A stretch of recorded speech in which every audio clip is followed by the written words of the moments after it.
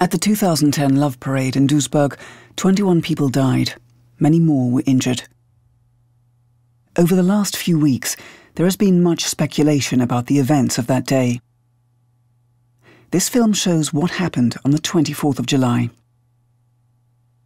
It is based on CCTV recordings, explanatory animations, documents, press reports, and eyewitness accounts. In order to understand what happened on the 24th of July, we first of all need a general overview of the location where the Loveparade was staged in Duisburg. The festival itself takes place in the northern section of the grounds. This is where the floats, the trucks with DJs, drive in circles around the old freight depot. This is also where the big stage for the final event is located. In order to get to the festival area, visitors first have to pass the access control points on either the west or the east side. The influx of visitors is regulated by these access control points. Via Karl-Lehr-Straße, visitors can then get to the main entry and exit ramp that leads onto the premises. A second, smaller ramp serves as a second exit. On the eastern side, Karl-Lehr-Straße passes through a tunnel. On the western side, it passes under 3 bridges. This area was filmed by CCTV cameras.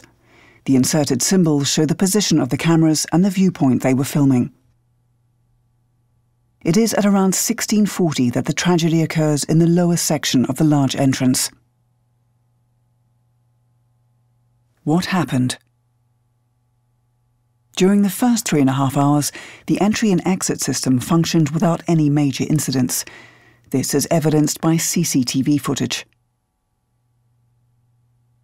After an emergency ambulance passes along Karl-Lehr-Straße from west to east at 1550, police officers start forming a cordon in the western area in front of the small exit ramp. This police cordon is now blocking the flow of visitors entering and leaving. Only a few visitors can leave the area. 7 minutes later, the police form a second cordon on the east side of the tunnel. Now, both access routes in the tunnel and bridge areas have been blocked by the police.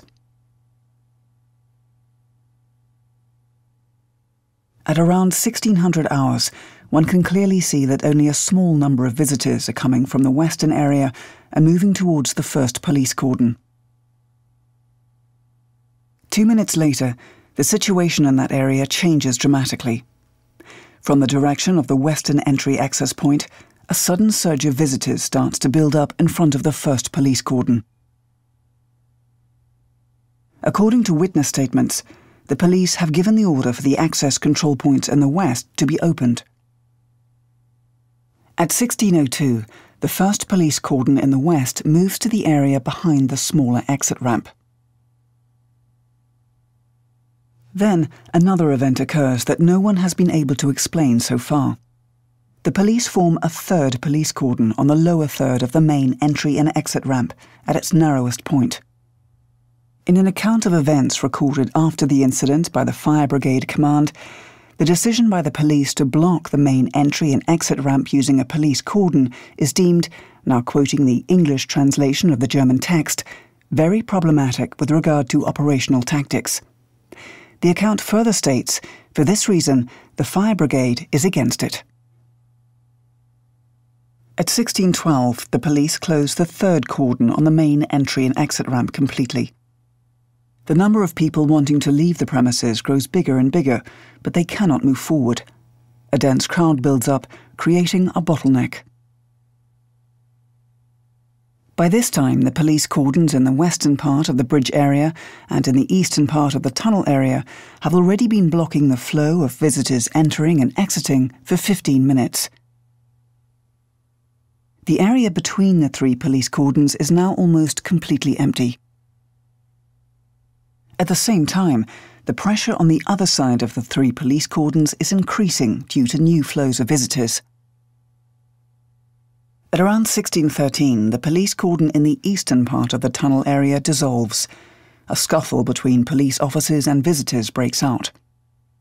The crowds that have been until then held back are now able to flock freely from the east towards the main entry and exit ramp and approach the 2 other police cordons from behind.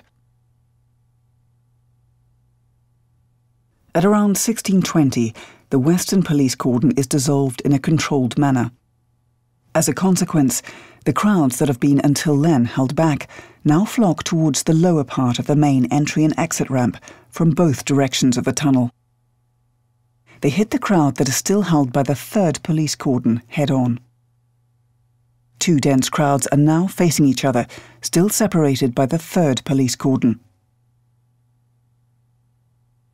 In the following 20 minutes, the situation becomes more and more dramatic as visitors from the east and west side continue to flow in unchecked. The pressure on the crowd on the lower part of the big ramp continues to build up.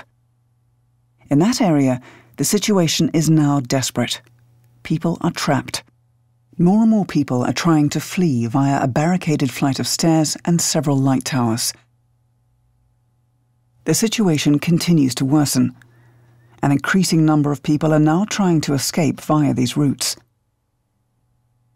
As of around 1640, the pressure on the crowd on the ramp is so extreme that the first fatalities occur.